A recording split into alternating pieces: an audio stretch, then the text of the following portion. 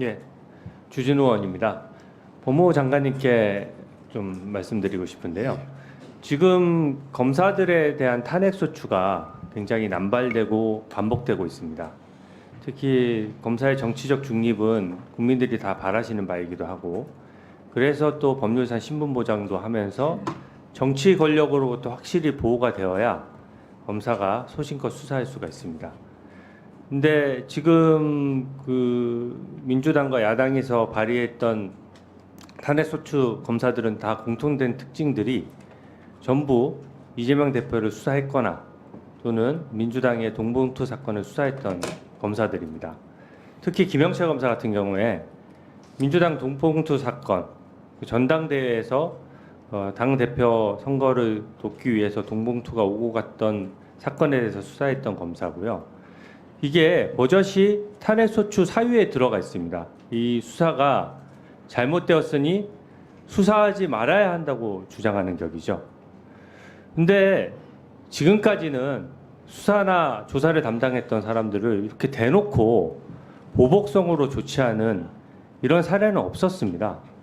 우리 헌법이 결코 허용하지 않는 행위이고 굉장히 치졸한 행위죠. 특히 동봉투 사건은 실체가 있는 사건이고 민주당에서 관련됐던 의원들 탈당시키고 사과까지 한 사안입니다. 지금 탄핵 사유에 보면은 수사권이 없기 때문에 수사하지 말았어야 된다. 별건 수사다. 이렇게 논리적으로 되어 있거든요. 저는 물론 그동안은 법무부가 입법부를 존중하는 차원에서 국회 존중 차원에서 국회가 하는 조치에 대해서 직접적으로 비판하는 거 상가해 왔지만 이게 국회가 어느 선을 넘어서서 특히 정치적 중립을 위협하는 상황이 된다고 한다 그러면 법무부 입장에서도 보다 더 적극적인 조치, 적극적인 설명이 좀 필요하다고 생각합니다. 특히 민주당 전당대회에서 돈봉투 300만 원짜리 20개가 오고 가서 이것이 인정돼서 항소심에서 징역 2년까지 선고가 된 사안이거든요. 이게 만약에 수사권이 없는 곳에서 수사했고 지금 얘기했던 것이 별건 수사고 공소권 남용이라면 이게 법원에서 유죄 판결이 났겠습니까?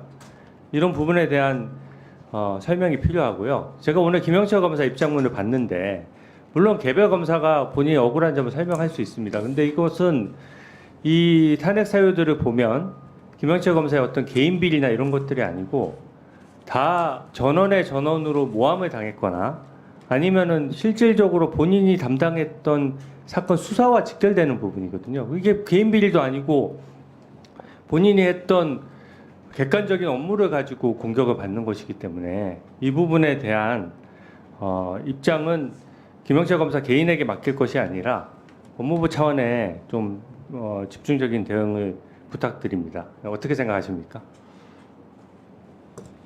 제가 좀 전 답변을 드릴 때 위원장님께서 이재명 대표 수사를 했냐고 물으실 때 제가 아니라고 했습니다. 근데 제가 이재명 대표님 수사했다고 이런 탄핵을 한다고 말씀드리지 않았고 특정 정치인이라고 말씀드렸습니다. 김영철 검사의 경우에는 특정 정치인이 이정근 씨와 그 정당법 관련된 송영길 의원 등을 포함하는 의미로 받아주시면 좋겠습니다. 지금 검사가 그런 수사와 관련돼서 탄핵을 당하는 부분에 좀 더 명확한 헌법 내진 법률 위반의 증거가 있었으면 좋겠다. 그런 게 없는 상황이라면 검사의 정치적 중립성이나 수사에 있어서의 독립성이 많이 침해될 우려가 있어서 심히 걱정된다. 이런 생각이고 그에 대해서 법무부 장관으로서도 충분히 조직 내에 설명도 열심히 하고 내부로도 설명 열심히 하도록 하겠습니다. 예, 이게 검사들의 앞으로 향후 권력자들, 특히 정치 권력에 대한 수사를 할 검사들이 다 지켜보고 있는 사안이거든요. 특히 김영철 검사 같은 경우는 탄핵소추 당사자인데 오늘 증인으로 신청됐어요. 그러니까 어떻게 보면 이재명 대표가 피고인으로 재판을 받고 있는데 이재명 대표를 증인으로 신청해서 선서하게 하고 거기에 대해서 답변을 묻는다 그러면 그게 정상적인 재판이겠습니까? 이런 부분은 허용되지 않는 것이고요. 위증을 종용했다고 하는 부분은 더 좀 황당합니다. 이게 지금 장시호 씨가 지인한테 본인의 과장해서 거짓말로 했던 사안들이 그 지인이 전문 진술로서 얘기해서 그것도 유튜브 방송에서 방송되니까 그거 가지고 했는데 지금 탄핵소추 사유에 버젓이 나와 있습니다. 2017년 12월 6일 저녁에 김영철 검사가 장시호 씨를 불러서 위증을 종용했다는 것이거든요. 근데 실제로 12월 6일 전체에 제가 언론 보도를 보니까 출정 기록 자체가 없습니다.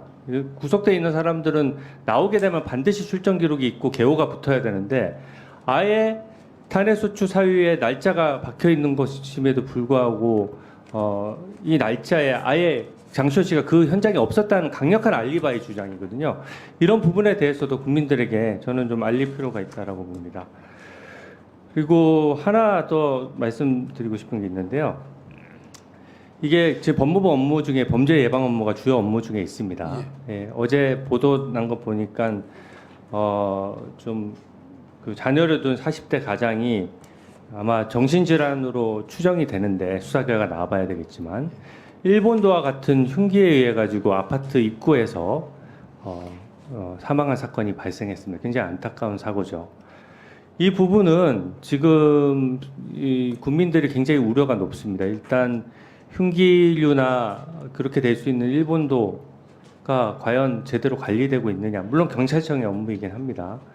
두 번째는 이게 그 범죄의 공간이라는 게 주거지와 완전히 인접하고 또 아파트 입구 바로 자기 집 앞에서라는 부분이 있고요. 특히 우려하는 것은 정신질환자, 특히 정신질환을 총포도검 관련된 허가 승인을 받고 정신질환이 갑자기 발생했을 때 그걸 우리가 어떻게 걸러낼 것이냐 하는 문제이거든요. 이런 묻지마 범죄가 늘고 있기 때문에 법무부 장관께서 조금 행안부 장관하고 협의하셔서 이거는 좀 강력히 대처해야 된다고 보는데 어떻게 생각하십니까? 예, 말씀하신 대로 정신질환자가 총포도금을 소지할 수 있도록 되는 부분은 굉장히 우려가 된다고 생각을 합니다. 근데 이 정신질환자인지 여부를 판단하고 처치하는 게 우리 사회에 아직 많이 모자란다고 생각합니다. 이에 관련된 인프라가 구축되고 그다음에 저희들 입장에서는 교도소에 수감돼 있는 사람들 중에도 이런 정신질환자로 의심되는 사람이 굉장히 많습니다. 그런데 이 사람들도 수용 생활 중에 어떻게 하든지 좀 치료를 해보려고 노력하는데 의료 인프라가 너무 부족해서 현재 거의 잘 안 되고 있는 상황입니다. 의원님들께서 이 부분에는 많은 관심을 갖고 좀 지원을 해주시면 감사하겠습니다.